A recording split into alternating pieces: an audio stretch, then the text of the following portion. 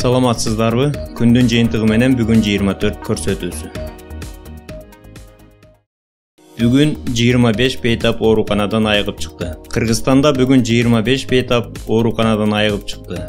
Айыккандардын жалпы саны 390 жетти. Bir сутка ичинде 25 бейтап ооруканадан айыгып чыкты.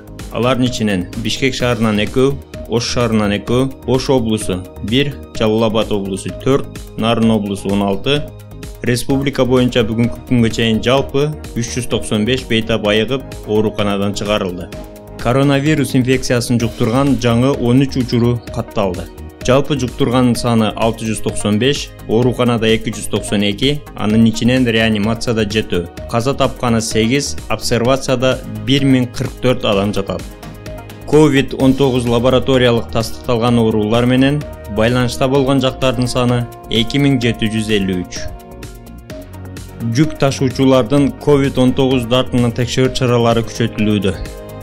Кыргыз Республикасынын аймагына кирүүчү жүк ташуучулардан COVID-19 дартын текшерүү чаралары күчтөндүрүлүүдө. Бүгүнкү күндө чек арадан өтүп жаткан бардык алыска жүк ташуучулар экспресс тест түрлөөдөн өткөрүлүүдө. Дарт аныкталган учурда айдоочулар ПЦР анализинин жыйынтыгы чыкмайынча обсервацияга жаткырылат. Быйыл карантинге байланыштуу мектептерди бүтүрүүчүлөрдүн 10 жылдык, 20 жылдык мааракелери өткөрүлбөйт. Быйыл карантинге байланыштуу мектептерде бүтүрүүчүлөрдүн 10 жылдык, 20 жылдык мааракелери өткөрүлбөйт. Бардык иш-чараларга тыюу салынат, деп билдирди Кара Суу Нукат районунун жана Ош шаарынын коменданты Малик Нурдинов. Коронавирус пандемиясынын шарттарында ар кандай фонддордон, юридикалык жана жеке жактардан, саламаттык сактоо уюмдарынан гуманитардык жардам келип түшкөн. Коронавирус пандемиясынын шарттарында ар кандай фонддордон, юридикалык жана жеке жактардан, саламаттык сактоо уюмдарынан гуманитардык жардам келип түшкөн. 2020 жылдын 23 апрелине карата саламаттык сактоо уюмдары гуманитардык жардам катары төмөнкүлөрдү алышты.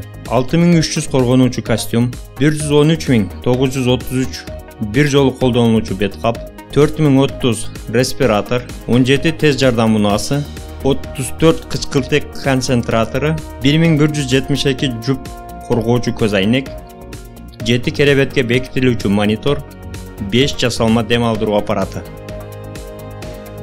COVID-19 илдетине чалдыккан 165 бейтапты станционарда дарылоого 3,98,824 сом сарпталды. Мамлекеттик фонд маалыматтары боюнча COVID-19 илдетине чалдыккан 165 бейтапты станционарда дарылоого 3,98,824 сом сарпталды. Ошондой эле коронавирус боюнча обсервацияда көзөмөлдөө жаткан 1794 адамга 5,264,219 сом бөлүнгөн. 10 кыргызстандык Афганистандан мекенине кайтарылды. Бүгүн 27 апрелде Казакстан аркылуу 10 жараныбыз Афганистан Ислам Республикасынан Кабул шаарынан кайтарылды. Бардык келгендер бекитилген тартипте обсервацияга көзөмөлгө алынды. Кыргыз Республикасынын жарандарынын чет мамлекеттерден кайтаруу боюнча маселелерди ишке ашыруунун алкагында дүйнөдө коронавирус инфекциясынын пандемиясынын жайылышына байланыштуу жабык чек аралар шартында жана эл аралык жүргүнчү авиа билдирүүлөрдүн токтогондугунан улам Кыргыз Республикасынын Тышкы иштер министрлиги Казакстандын Тышкы иштер министрлиги менен биргеликте кызматташууда бул маселени чечүү иштелип чыкты. Көрсөтүлгөн жарандар Ооган авиакомпаниясынын коммерциялык чартердик авиакаттама аркылуу Алматынын эл аралык аэропортуна учуп келишкен. Ал жактан алар атайын унаа менен саламаттык сактоо кызматкерлеринин коштоосунда Бишкекке алынып келинди. Максималдуу репост. Эң биринчиден тообо кылдым. Орозо айында ушундай жаман көрүнүш болгон экен. Чыдап тура албадым. Окуяны кандай болгонун колумдан келишинче жазайын. Кыргызстанга чалып, тактап анан жазып жатам. Маркум инибиз жердиги биздин айылдан болот экен. Бөрүбаев Нурсултан Бөрүбаевич. 1993 жылкы эле. 5 кыздан кийин жалгыз уул болчу. Ошол каргашалуу күнү өзү жалгыз Айдаркен тарапка үйүнө жийделикке келе жаткан. Жолдо машинеси бузулуп, четке токтоп калган. Телефон чалып, эки досун жардамга чакырат. Алар чыгып барышып, жолдун четинде жол кыймылына тоскоол болгон жерде оңдоп жатышкан. Машинанын дөңгөлөгүн салып жатышкан. Кечки саат 22:00 чамасында Айдаркен тараптан Honda үлгүсүндөгү машинасы менен Алтынбек Нарматов деген адвокат адам мас абалында жигиттерди уруп кеткен. Нурсултан ийним жайына жан берген. Бир досунун буту эки жеринен сынып, башынан да катты сокку жеген. Үчүнчү жигит жеңилирээк жаракат алган жана скорыйга чалып чакырган.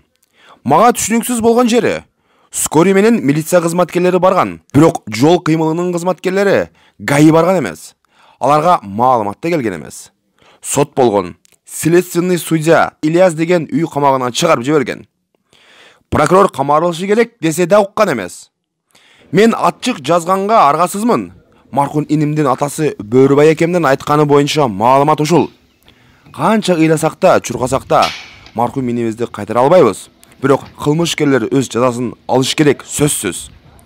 Мас абалы өзү бир кылмыш. Бир кырчындай жалгыз жигит маркум болду. Эки жаш жигиттер достору больницада, бирөө оор абалда. Баткен облусунун сотуна апелляция жазып, ишти кайрадан козголушун, кылмышкер камалышын талап кылабыз. 5 кыздан кийинки уулунан ажырап олтурган ата-эненин абалын элестетип, жүрөгү ыйлайт. Ат тең дүйнө. Жаш наристе 6-9 айлык атасыз калды. Адилеттүү карап, кылмышкерлерди камашыңыздарды талап кылабыз. Урматтуу сот өкүлдөрү. Деп билдирет Шайлообек Курманалиев Facebook баракчасынан. Тақсыр, ассаламу алейкум. Ассаламу алейкум. Оразоңуз менен? А? Не кыйынчылык, тақсыр? Күш жерде жашайсыз ба?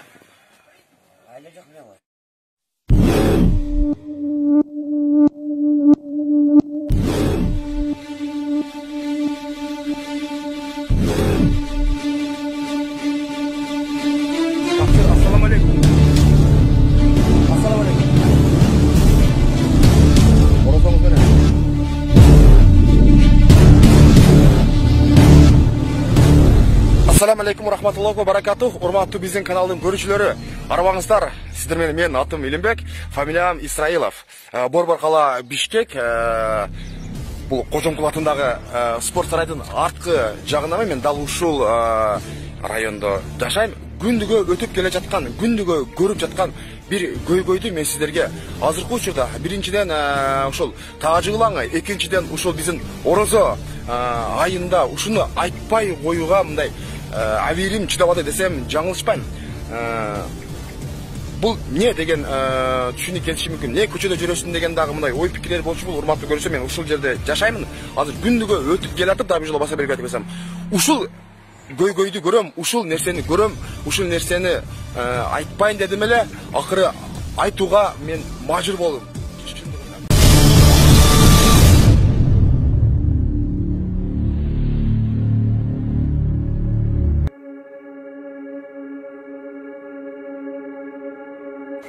Бишкектин ортосунда.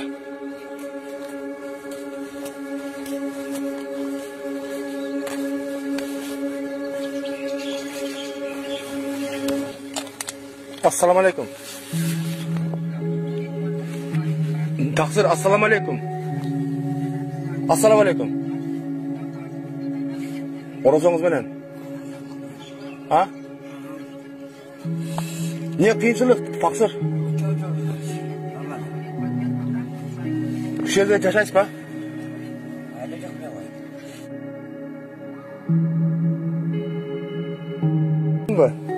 Скорый чакырайын ба?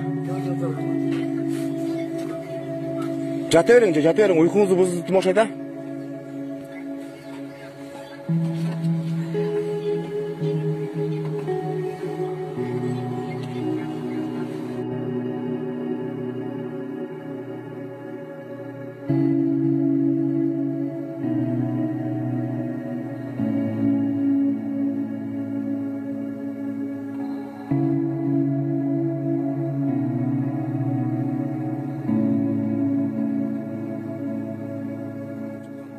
Байке, бұл қырғыз ұлымытым дағы. Атын айтпады.